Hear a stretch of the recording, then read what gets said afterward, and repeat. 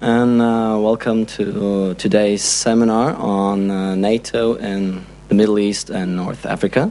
We have a great pleasure to have Dr. Jean-Loup Samaan from NATO Defense College here. He's a researcher and lecturer there.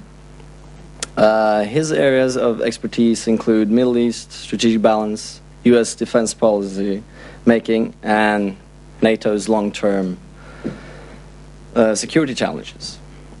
Besides from working at the NATO Defense College, he served as a policy advisor in the French Ministry of Defense and working as an adjunct lecturer at international security at Sciences Po. He holds a PhD in political science from the University of Paris in La Sorbonne. And without further ado, I introduce you to Dr. Samaan. Thank you. Thank you very much, Erik, and thank you very much as well to NUPI for inviting me to this seminar. It's a great pleasure to be here, and in particular because this is my first time in Oslo, and when you do research on the Middle East, the name of Oslo is always a reflection of peace and stability and good hopes. So it's another element that explains why I'm happy to be here. I'd like for the next 20-30 minutes to introduce the discussion on NATO and the Middle East region. But first of all, maybe just a disclaimer. I work for the NATO Defense College as a researcher, so I'm not here as a political officer. The things I'm going to say are only my personal views, personal opinions, so don't take it as an official NATO statement on the evolution, the state of the partnerships in the region. Now, without further ado, regarding the topic, I think the initial questions behind the topic is a very simple one, and it is has there been any strategy for NATO in the region that we call the Middle East? And when I say the Middle East, we'll see that this is the American approach of the Middle East, like broader Middle East, going from Northern Africa, from Mauritania till the Persian Gulf. And if there was any political strategy for NATO in that region, how did it evolve in light of the recent developments, namely the so-called Arab Spring, the revolts, the upheavals in several of these countries? My initial answer, and I will explain that afterward, is that this partnership between NATO and the Middle Eastern countries was conceived after the end of the Cold War as a potential instrument for what we've seen as cooperative security in that area, meaning that the security of the Middle East matters. It impacts the security, the stability of the interests of the NATO countries. So in that context, cooperative security, shared defense interest would mean fostering the relations between both parties. However, and this is one of the reasons why you will see I'm quite skeptical about this strategy, NATO's approach of the Middle East was from the beginning loosely defined and barely crafted due to numerous disagreements among the allies within the NATO framework first, but also because of obstacles in the region. To explain this idea, I'd like here to raise three main issues. First, I'd like maybe to come back to the origins of the partnership, just as a reminder for the discussion. What do we mean when we talk about NATO's partnerships or policy in the Middle East? Then to look at structural issues that were here since the beginning and didn't start with the the recent crisis have to be translated at some point into concrete elements of partnership like military cooperation, training, education in the military domain as well. This is one of the first instrument of NATO's partnership with the region. The second partnership instrument was created a decade after, in 2004, at the Istanbul summit for heads of state of NATO, and it was named the Istanbul Cooperation Initiative, which was quite different. The first reason is that it concerned the Gulf region. This partnership includes 4 of the members of the Gulf Cooperation Council, the United Arab Emirates, Kuwait, Qatar, and Bahrain. It's different also in its approach, because here we don't have a top-down approach, we have a bottom-up approach. The idea was that first, let's talk about concrete measures of cooperation, like defense reform, interoperability, defense education, military training, and so on, but not high level or the highest security issues. So, quite different from the Mediterranean dialogue, the Istanbul Cooperation Initiative was seen as a first step toward, maybe at some point, a more ambitious partnership between NATO and the Gulf region. Another big difference with this second partnership is the international context. The Mediterranean dialogue was driven or shaped, influenced by the Oslo peace process. This was not the case for the Istanbul Cooperation Initiative. It was influenced heavily by the context of the so-called war on terror. It was only 1 year after the US-led invasion of Iraq. But it was also the context of Gulf concerns, Gulf preoccupations vis-à-vis the Iranian nuclear program. Although the Iranian nuclear program in itself was not put on the agenda of the Istanbul Cooperation Initiative, but issues like counterproliferation, counterterrorism were definitely on the agenda. So we see here again another big distinction between the Mediterranean dialogue and the Istanbul Cooperation Initiative.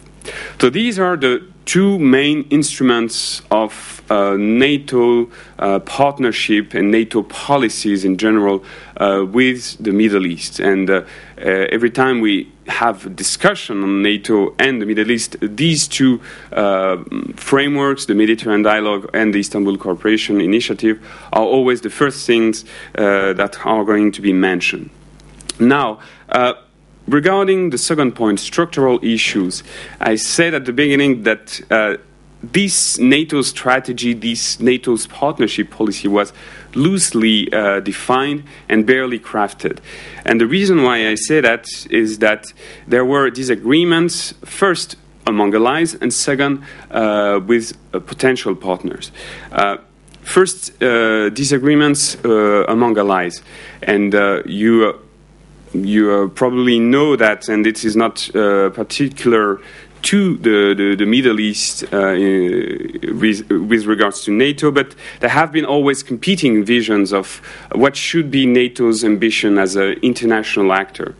And these competing visions, these disagreements, exacerbated after the end of the Cold War.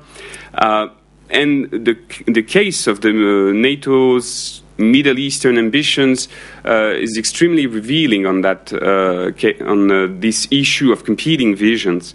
I could describe, let's say, 28 visions, but just to have like real oppositions, you have on this case, for instance, the US vision, which was quite active to foster relations between NATO and Middle Eastern partners.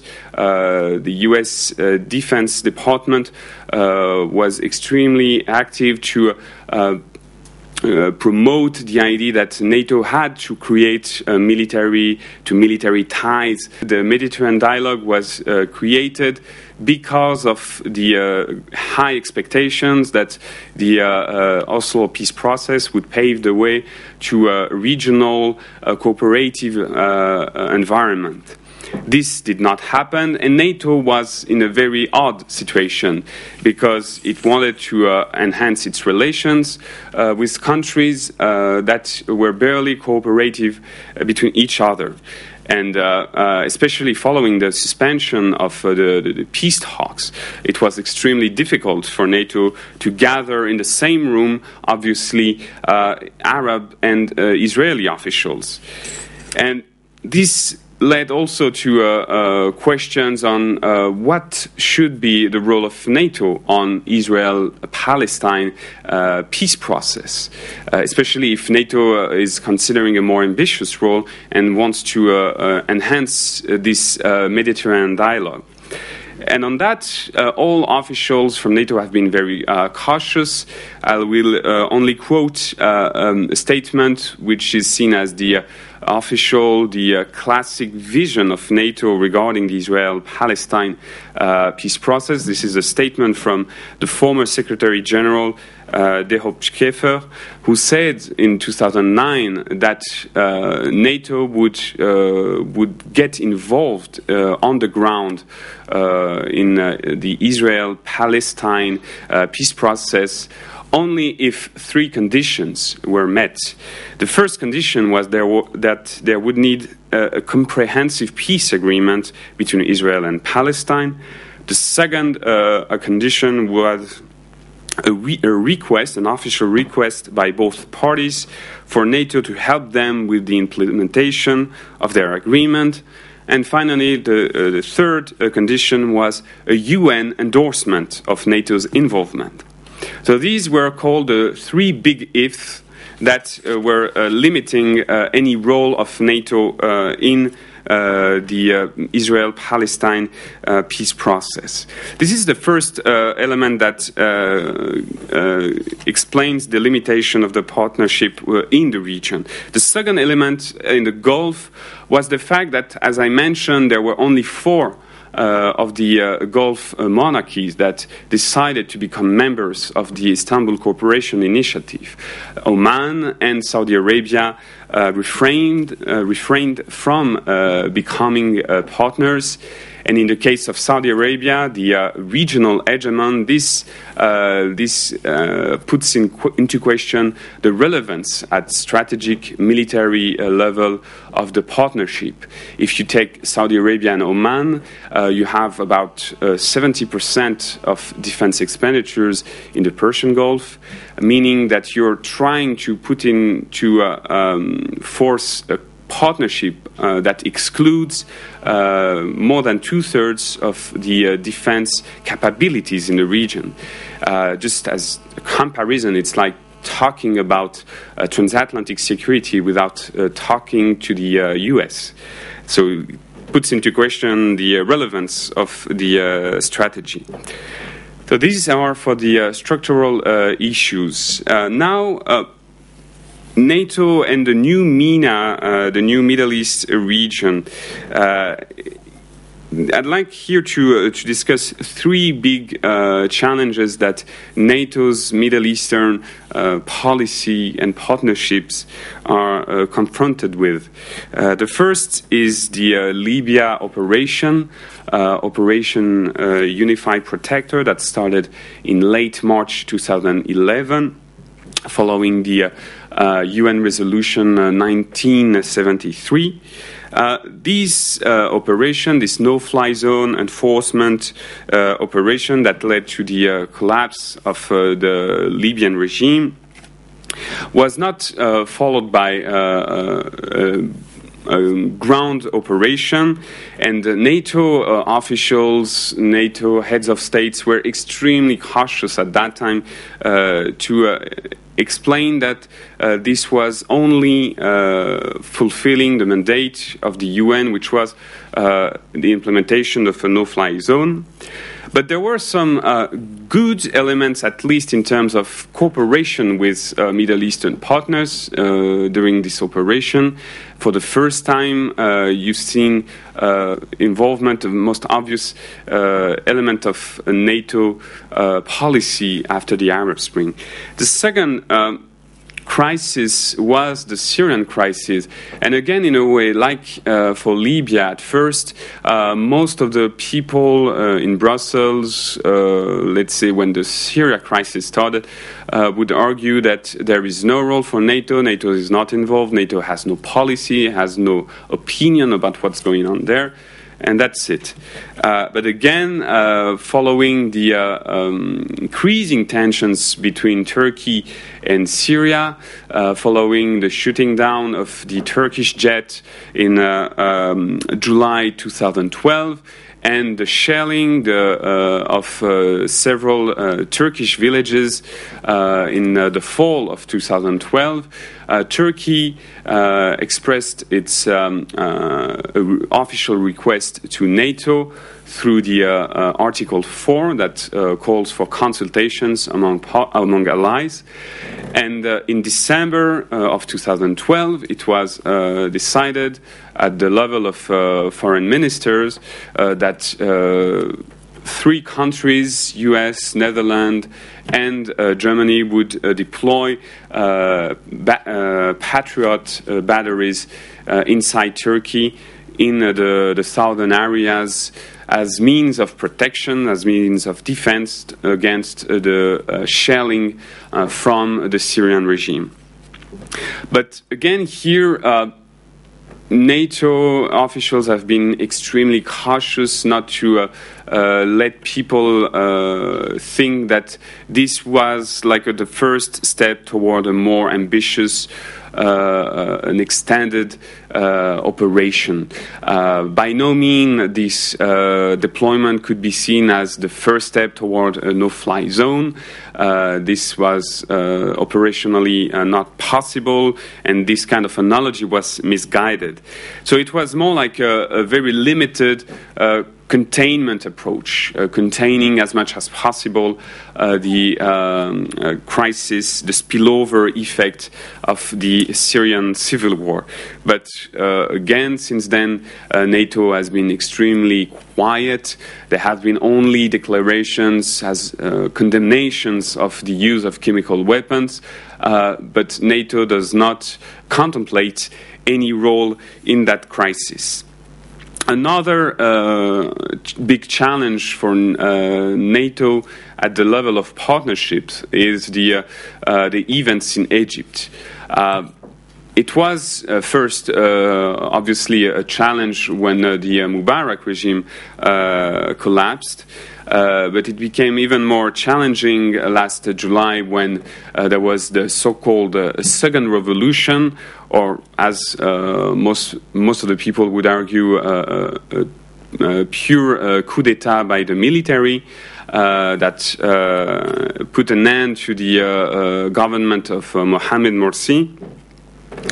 This coup d'etat was condemned at first most vocally by Turkey, which expressed its opposition strongly to this event, to this coup d'etat. And one of the first reactions was the cancellation, or at least the non-participation of Egypt to an exercise, a military exercise between NATO and its partners. And it was decided on the suggestion of Turkey that Egypt could not participate to this exercise. And now we have not only Turkey, but also, it may be even more important, the suspension of U.S. military aid to the Egyptian military, which has an impact on the relations between Egypt and these countries at bilateral level, but obviously also through the through the context, through the framework of NATO partnership. And in the Q&A, we can also discuss how all the bilateral crises impact at some point on the multilateral framework that NATO is trying to put into force. On all these issues, getting involved in the Israel-Palestine peace process. They would not disagree with the idea of seeing NATO forces deployed as part of a peacekeeping operation. In the Gulf, there is great appetite, in particular regarding NATO's experience in maritime security, but also, and we can discuss this, the Gulf countries have been extremely proactive, trying to put the issue of Iran on the agenda with NATO. I'm not saying this should be a good thing. I'm just saying that there is here appetite on one side for greater involvement from NATO. But overall, the post-Afghanistan period that is nearing, that will start next year with the withdrawal of NATO forces of Afghanistan, will probably open a window of opportunity that is probably useful for partnerships policy. More and more we've seen statements from NATO officials regarding the need in the post-Afghanistan period to revamp, to reconsider relations with partners. And again, the rationale is that cooperative security, cooperative defense with partners is the key to the next challenges. These can sound quite simple, especially when you look at all the issues, the shortcomings in the last 2 decades of partnerships. But this is something to consider, that probably in the next 12 months, a window of opportunity will open for the discussion regarding the revamping of these partnerships, and in particular these 2 partnerships with Middle Eastern countries and with Gulf countries. And with that in mind, we'll end here. Thank you very much.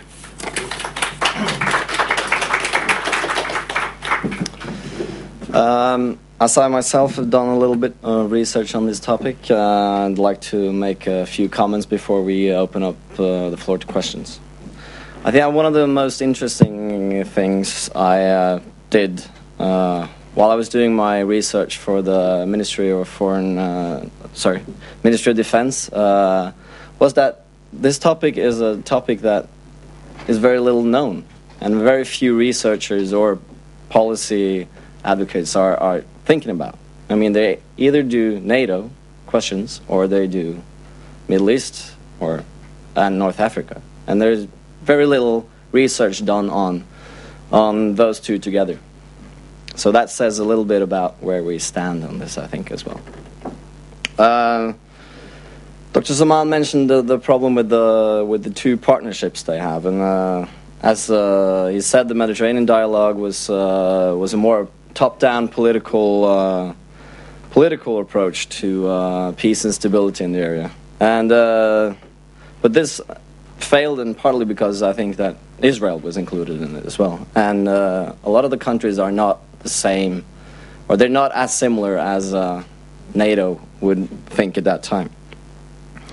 I think that the Istanbul Cooperation Initiative, as you said, was a more of a bottom-up approach, where you try to get to the practice of things instead of going for the big political questions.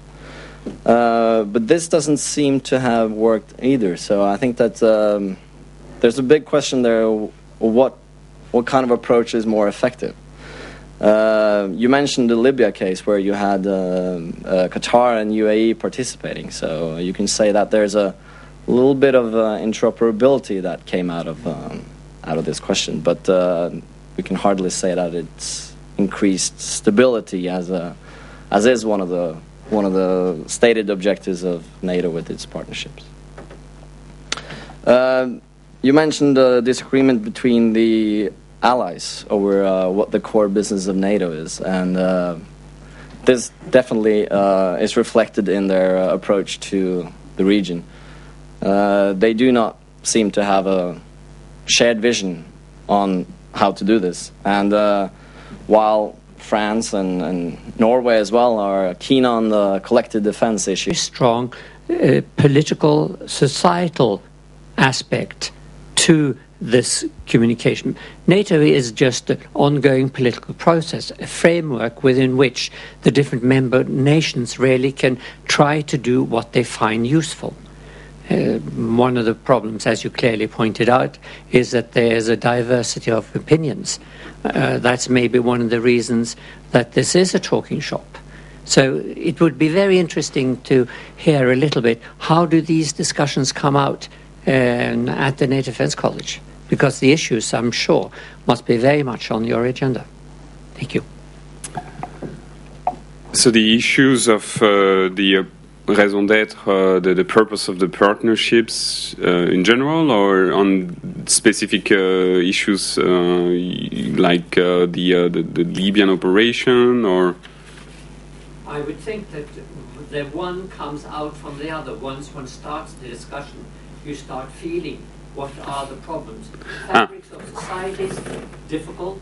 I mean, we go back really to the 50s, when NATO was not just territorial, but it actually was the fabric of societies and how, in fact, this would develop on. In the 90s, this came up as a possibility, as an issue, but was rather more difficult, because how would you actually start a discussion about societal structure with the Middle East dialogue countries? But it was very much in the back of people's minds. So when you start talking about NATO, NATO is no more and no less than what people would like to make use of this instrument. Well, in that case, yeah, I could talk for a while about the conferences or the courses we organize at the NATO Defense College, where we try to gather, on one hand, diplomats and officers from NATO countries. So we're talking about 28 different nations, and on the other side, the partners, either from the Mediterranean Dialogue or the Istanbul Cooperation Initiative.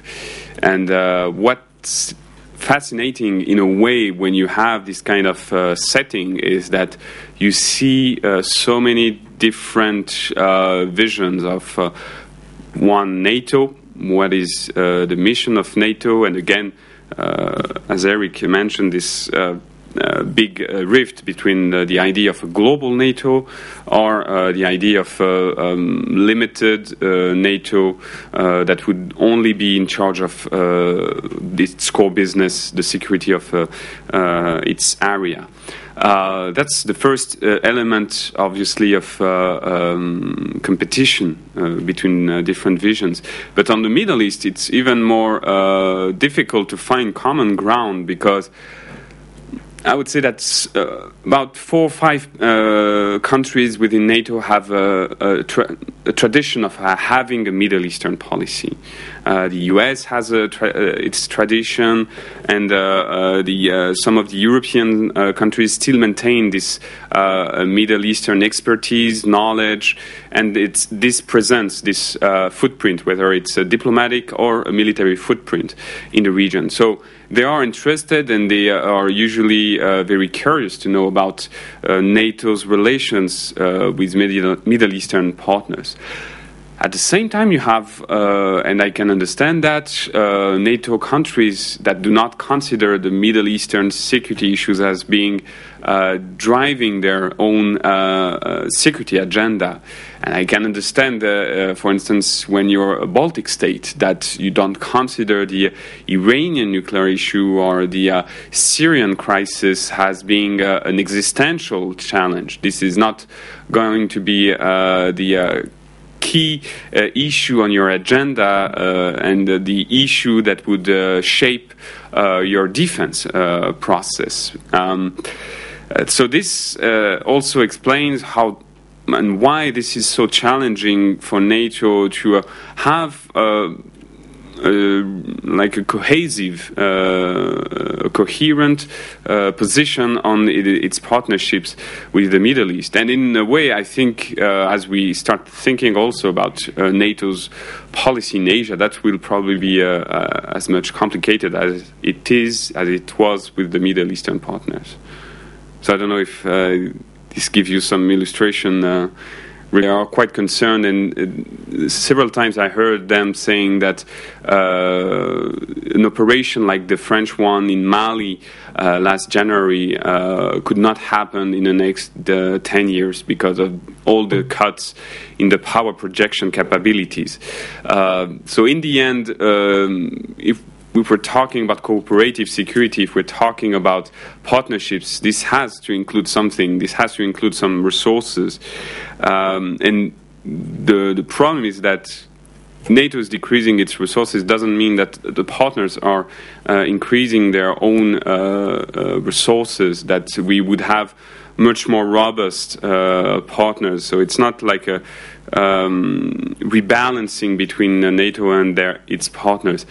So I don't have a definitive answer to the role of partnership in the context of post-Afghanistan NATO.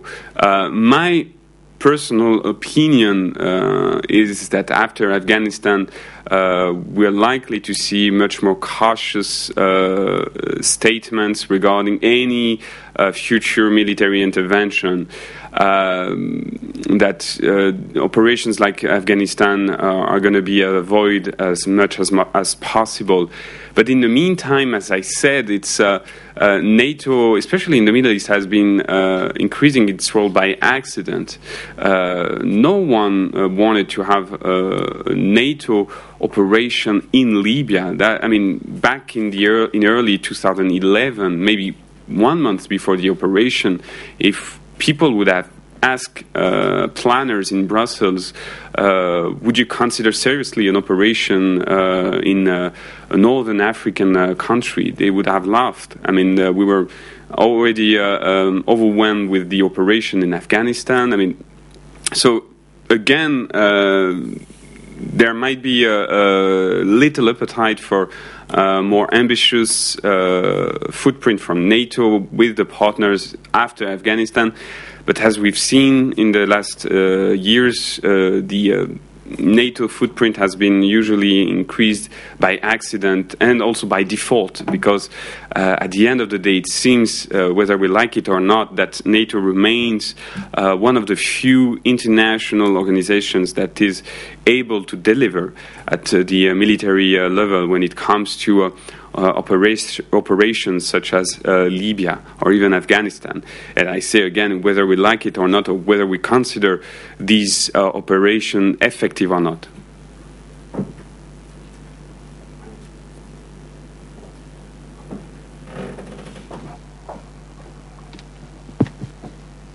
Thank you very much for a very interesting overview of NATO's role in the region.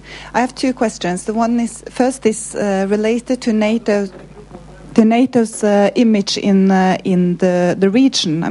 There is a kind of a negative image of NATO in the region, and I wonder to what extent that will influence the role of what kind of role the NATO can have in the region. And my other question is related to both the cooperation and the division of labor between the EU and NATO, because both of these institutions have a willingness to have a great role in the region, especially for the EU, especially in Northern Africa. And to some extent, both institutions are doing this for security reasons, but also for normative reasons, for helping these countries with good governance, democratic control over the defense forces, and these kind of things. And I wonder, how do you perceive is there any cooperation between the two institutions, and also some idea of division of labor? Because as I see it, NATO is actually moving beyond this kind of only having military operations in the region, but also becoming some kind of soft power in the region, which is more kind of an EU task. So I wonder if there is any idea, because you didn't mention the EU, and many of the things that NATO are doing in the area is kind of close to what the EU is doing. So I would like to have your comments on that. Thank you. Thank you very much. With regards to the first question, NATO's image in the region, it varies depending on the countries, but overall I would say it's quite negative. For most of the, and I would talk first maybe about Arab countries and then Israel. Just a random citizen that the TV found in the streets of Dubai. So there is a contradiction because you have this very important, very salient anti-US, anti-Western sentiment, and in the meantime you have at the level of the heads of state the reliance, the increased reliance on ties, defense ties with these countries, whether we're talking about at bilateral level or at multilateral level with like the relations with NATO. For these heads of state, the defense agreements they signed with the US, UK, France are extremely important and are crucial for their survival, for the survival of their regime. So this kind of contradiction also explains, in the very particular case of Saudi Arabia, why Saudi Arabia was extremely cautious.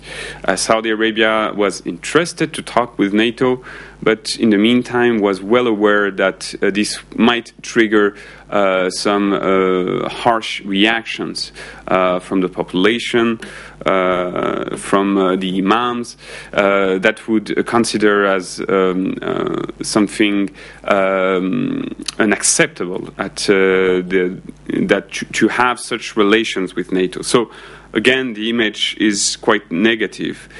With regards to Israel, the image is, I would say, more positive, although I would say that because of Israel's traditional strategic culture of not relying on anyone, not even on the US, when you ask Israeli officers or Israeli diplomats, they are very cautious about any relations with NATO. They consider NATO's role in the region with skepticism. They are very well aware of the disagreements among the allies.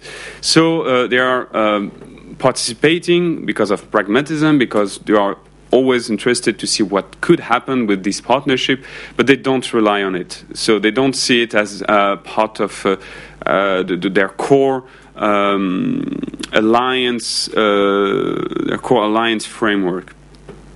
So this is for the first question. Regarding the second question, and my answer also on this will be quite negative. I don't see any division of labor between NATO and the EU, and quite frankly, here I speak personally. I've been working for NATO for 2 years, and every time I hear discussion of cooperation between NATO and the EU, it's at the theoretical level. It's a very gentle way to say that we should cooperate, we should, and so on. But there is no cooperation when it comes to these cases, at least these cases.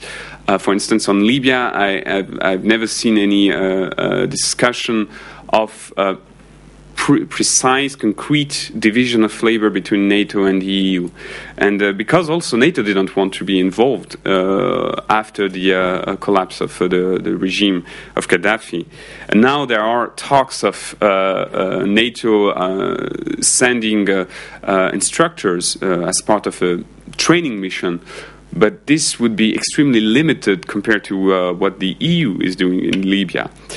And one of the reasons also is that NATO on these topics has had some kind of very ambitious program to have like a diplomatic mission with its partners. But if you compare the diplomatic resources, not the military resources, but diplomatic resources of NATO, if you compare it with the EU, especially with the creation of the External Action Service, the EU is dwarfing the NATO resources.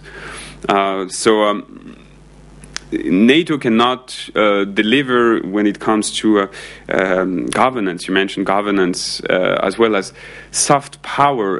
It is not really able because it doesn't have resources, civilian resources for that. If you go to the headquarters in Brussels, the only things they can offer are at the military level, because the civilian side only grew after the end of the Cold War, and it's still quite limited. Yeah, sorry. Not very far away from each other. They don't cooperate. Some people might disagree with me. This is my personal view, but. Any more questions? Yes, we'll go here. Hi, my name is Tariq Mahmoud. I am a journalist, and I have been covering NATO at least for 20 years or more. And let me remind you something about the Mediterranean partnership. First, Algeria was not on board. Then there was the Mauritanian coup d'etat. Israel was not a problem to my. I have been covering Mediterranean partnership for a while, and I never seen that on the security, military, or even politically there was a problem. They were saying on public there was a problem, but there was nothing, because meetings were held and there was a cooperation. Because there is three aspects: military, security, and political.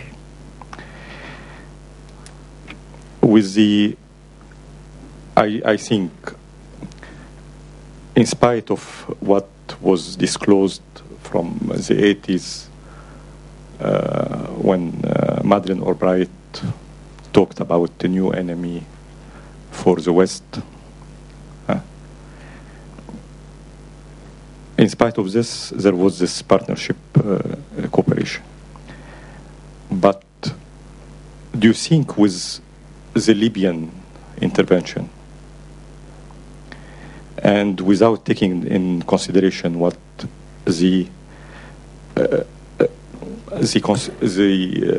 how we can call it, light consultation done by NATO with Algeria and the Egyptian authorities, which both they said clearly don't intervene, and in spite of this,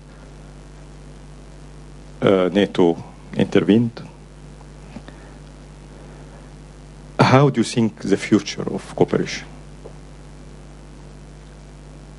Do you think when you have two partners and you are not listening to them, do you think there will be cooperation? Okay, again, a very simple question. First, on Israel in the Mediterranean dialogue, I agree to some extent with you that that was not the let's say the central reason why the partnership did not work out or is not working. But in the meantime, it's quite difficult to enhance, to create cooperation between parties if at some point you only have 2 out of 6 of the Arab partners that recognize Israel as an entity, as a state. And most of the others, and sorry, I said 2, actually 3, Mauritania, Egypt, and Jordan. But still, the fact is that when we created the Mediterranean dialogue, I believe the idea that was that at some point there would be some kind of normalization of the relations between the Arabs and Israel. So this did not completely lead to the failure of the dialogue, but it probably hindered its prospects. With regards to the Libyan operation and the disagreement, I understand this in most of the Algerian officials I've seen in conferences or meetings still express this very vividly, that they opposed any NATO involvement. But again, we need to keep in mind the timeline of the operation. NATO got involved really at the end of the diplomatic process. You had first the Arab League calling for the intervention. Then you had the UN resolution. And then you had the ad hoc operations, not only between NATO and its partners, actually, between partners themselves, in Northern Africa or in the Middle East, obviously, but also in the Gulf. We see national security agendas competing between each other. So the fact that you have these agreements is even more is another reason to say that the dialogue at the strategic level is going to be much more complicated than expected at first.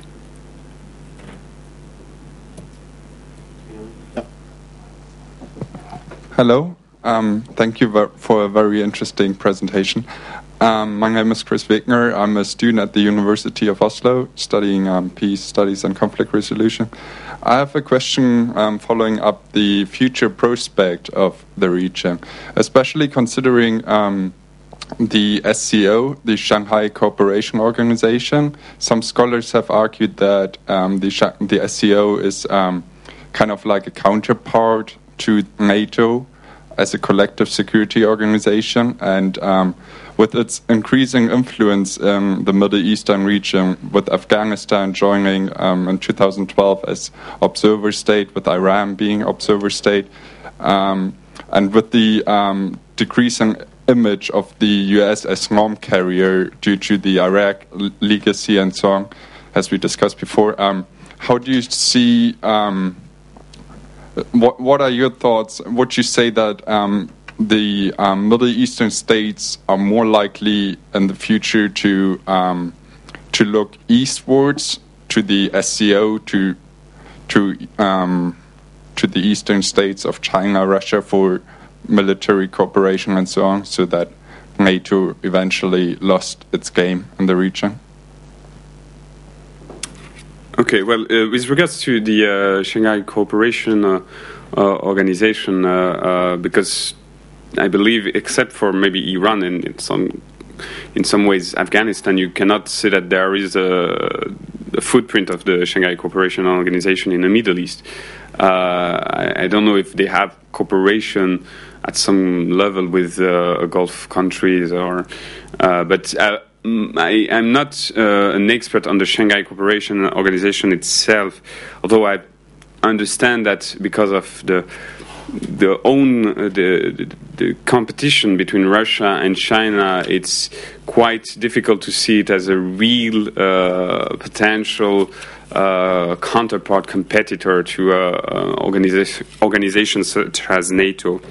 But with regards to the broader question of countries in the Middle East looking east, and this is something that is more and more in the air, that because the US is pivoting toward Asia, because the European countries are declining, this would be normal, natural that Middle Eastern countries, and in particular Gulf countries, would look elsewhere for partners in the security domain.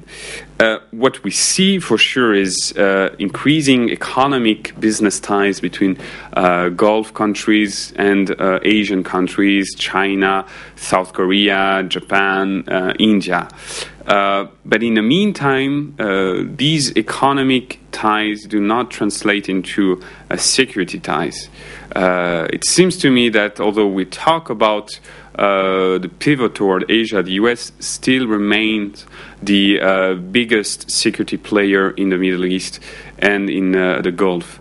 And that in particular Israel and the GCC, the Gulf Cooperation Council partners, still rely first and foremost on their relations with the US. They don't see any relation with India, China, able to replace their relation with the US.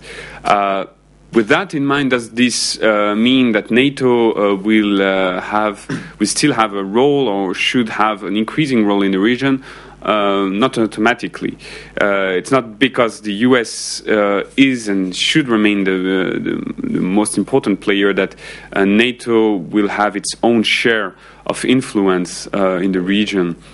Because I think this is in a way disconnected, the bilateral ties and the multilateral promise or vague suggestion from Saudi Arabia and Kuwait and Qatar opposed it. So my understanding is that this framework, GCC, Morocco and Jordan, is quite a vague framework, at least at the diplomatic level. But that does not mean that the relation with NATO is not good, especially in the case of Jordan. It seems to me that Jordan has been one of the most active partners with NATO, and we see that through the involvement of Jordan over the years in several operations, and we see that also with the number of officers that are sent by Jordan to participate to the partnership activities in the field, for instance, of military training, military education. Jordan has been sending lots of officers. We see that also at the level of visits, diplomatic visits. King Abdullah, I think, was in Brussels to meet the Secretary General only a few months ago. And you have lots of visits on both sides, from NATO officials to Jordan, but also from Jordanian officials to Brussels. So that also evidences close ties. With Morocco, that's quite more limited, I would say, although I don't see big issues in the relations between NATO in Morocco. But this is, again, mostly at the level of training and education in the military domain.